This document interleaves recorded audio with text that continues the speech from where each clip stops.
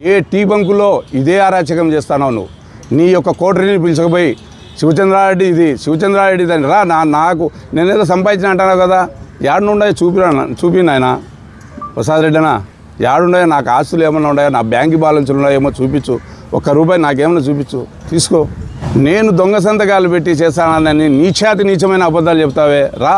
నీ ప్రొద్దుటూళ్ళో దేవుళ్ళు లేరు నీకు. కాణిపాకం పోదారా పొద్దునే ఎక్కువ, నీ పిల్లలను పిలుచుకొని రా. నువ్వు మాజీ ఎమ్మెల్యే అయినా కానీ నేను చెప్తాడా, ఇష్టం కొరిగించుకుంటా. నేను రాజకీయాలకేసి వస్తే చెప్తా, అట్లాంటి లుచ్చాపు నా కొడుకు పనులు నేను ఎప్పటికీ చేయను. ఇప్పుడు ఎంపీపీ 2006లో అతని ఆస్తి ఎంత?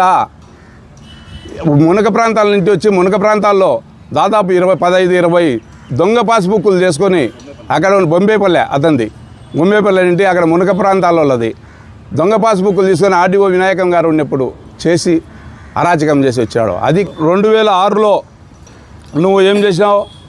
నువ్వు ఇక్కడ బతకలేక తిరుపతికి పోయి సర్వర్గా పనిచేసినావు హోటల్లో. అట్లా చేసినావు. నువ్వు ఈ పొద్దు బాసుకు మించిపోయినావు డబ్బుల్లో, నీ యొక్క బాసుకు మించిపోయిన ఆస్తుల్లో.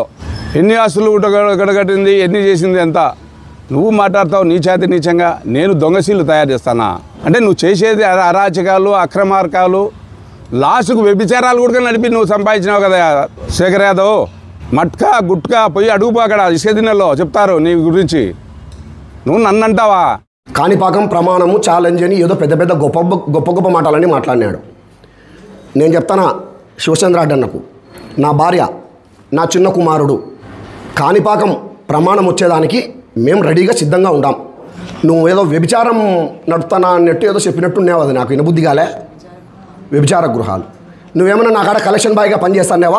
వ్యభిచార గృహాలు చేస్తంటే నువ్వు ఏ స్థాయిలో ఉండాలా, ఏం మాటలు మాట్లాడాలా? నన్ను 2006లో ఏదో సర్వెంట్ పని చేసినా అన్నావు.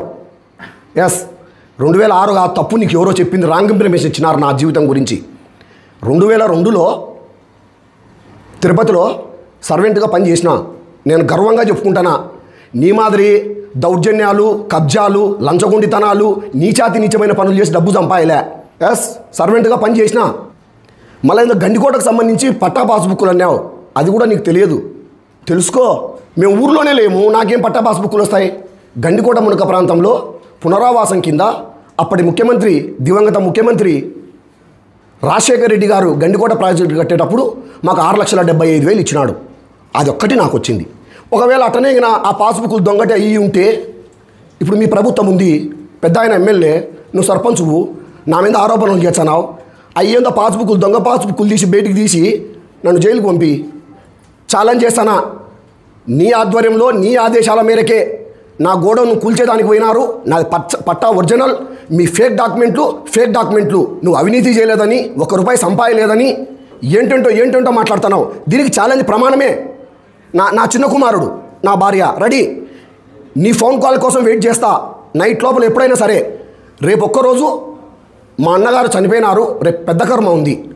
రేపు తప్ప టైము నువ్వే చెప్పు, రేపు మినహాయించి, ఈ రోజు నుంచి రేపు మినహాయించి, మన్నాడు మళ్ళా ఎల్లుండి, ప్లేసు, టైము అన్నీ నువ్వే చెప్పు. అక్కడికి వస్తాం మేము, మా ముగ్గురం. నువ్వు, నీ భార్య, నీ కొడుకుని పిలుచుకొని రా. ప్రమాణానికి ఛాలెంజే. హాయ్, హలో, నేను Mahesh Vita. Please do subscribe to Proddatur news. ప్రొద్దుటూరులో జరిగే ప్రతి అప్డేటు ఎప్పటికప్పుడు మీరు చూడాలనుకుంటే ప్రొద్దుటూరు న్యూస్ అనే యూట్యూబ్ ఛానల్కి సబ్స్క్రైబ్ అవ్వండి.